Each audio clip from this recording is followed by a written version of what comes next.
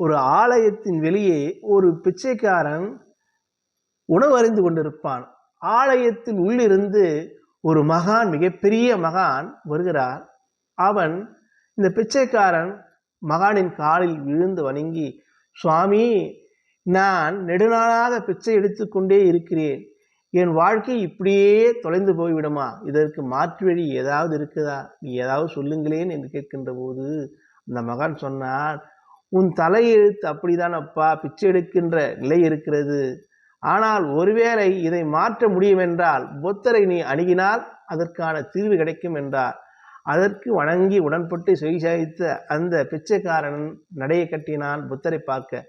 செல்லுகின்ற வழியில் இரவு ஆகிவிட்டது. இரவு நேரம் எங்கு தள்ள வேண்டும் என்றால் அங்கு மிகப்பெரிய மாளிகை இருக்கிறது. அந்த மாளிகையை சென்று அடைகிறான் இந்த பிச்சைக்காரன். கதவை தட்டுகின்றான். உள்ளிருந்து தம்பதியர் வருகிறார்கள். என்ன வேண்டும் என்று கேட்கிறான். இந்த பிச்சைக்காரன் சொல்லுகின்றான், ஐயா, நான் ஒரு வழிபோக்கன், புத்தரை காண விரும்புகிறேன். நீங்கள் எனக்கு தங்க இடம் கொடுக்குமாறு கேட்கிறேன் என்றான். சரி, தங்கும், ஆனால் ஒரு விடயம் கேட்டு வரவும். என்ன விடயம் என்று கேட்கிறார். நீ புத்தரை சென்றடைந்து கேட்க வேண்டிய, என் மகள் எப்போது பேசுவாள் என்று கேட்டுவார். என் மகள் செல்ல மகள், ஒரே மகள், அவருக்காக கேட்க வேண்டாம். சரி, அதற்கென்ன, நான் கேட்டு வருகிறேன் என்று இரவு தங்கி விடிகாலம் ஆகி புறப்படுகிறான்.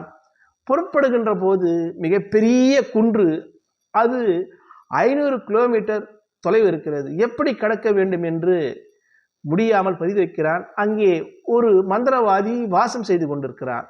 அந்த மந்திரவாதியிடம் போய் இந்த பிச்சைக்காரன் கேட்கிறான், ஐயா, நான் புத்தரை காண ஆவலாக இருக்கிறேன், எனக்கு வழிகாட்டுங்களே என்றான். அப்படியா, நான் புத்தரை உனக்கு செல்ல அழைத்து விடுகிறேன். ஆனால் எனக்கு உபகாரம் செய்ய வேண்டும். என்ன உபகாரம்? நான் 500 ஆண்டுகளாக இந்த மலையிலே வாசம் செய்து கொண்டிருக்கிறேன். எனக்கு முக்தி நிலை எப்போது என்று புத்தரிடம் கேட்பாயா என்று. சரி, கேட்டு வருகிறேன் என்றான். அது உடன்பட்டு செவிசாய்த்த மந்திரவாதியும் அந்த மந்திர கோலை எடுத்துக்கொண்டு அந்த மலையை கடத்தி அனுப்புகிறான். இவன் உலமகிழ்ந்து சென்று கொண்டே இருக்கிறான். மிகப்பெரிய ஆறு வருகிறது. இடையில் அங்கே ஒரு ஆமை இருக்கிறது.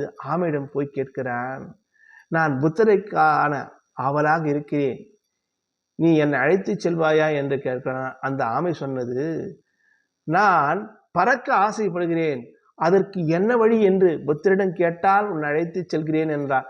சரி என்று இவன் சம்மதிக்கிறான். அந்த ஆமை மேல் ஏறுகிறான். அந்த ஆமை அவனை அக்கறைக்கு சென்று விட்டு விடுகிறது. உலமகிழ்ந்து புத்தரை காண முற்படுகின்றான். புத்தரை பார்த்து சாஷ்டாகமாக காலில் விழுகிறான். ஐயா, வந்த நோக்கம் என்ன என்று கேட்டார் புத்தர். சுவாமி, அவன் என்ன நினைத்தான் என்றால், அவன் புத்தர் கேட்கின்ற போதே சொல்லுகிறார், அப்பா, நீ எங்களிடம் 3 கேள்விகள் தான் கேட்க வேண்டும், அதற்கு மேல் கேட்கக்கூடாது என்கிறார். சற்று துணுக்குற்று ஐயமுற்று, சரி, நமக்காக வேண்டாம், நாம் பிச்சை எடுத்து இவ்வளவு காலமாக ஆகிவிட்டது, ஆனால் பிறருக்காக கேட்க வேண்டும் என்று எண்ணினார். சுவாமி, ஒரு தம்பதியருக்கு குழந்தை இருக்கிறது, அதற்கு என்ன தீர்வு என்று கேட்டான். அவரோட மந்திரவாதி என்ன தீர்வு என்று கேட்டான். பிறகு ஆமை தீர்வு என்றால், அதற்கெல்லாம் அனைத்து விடயங்களும் அதற்கான விஷயத்தையும் புத்தர் சொல்லி வழி அனுப்புகிறார். புத்தரிடம் ஆசை பெற்று வருகிறான். இடையில் ஆமை வருகிறது.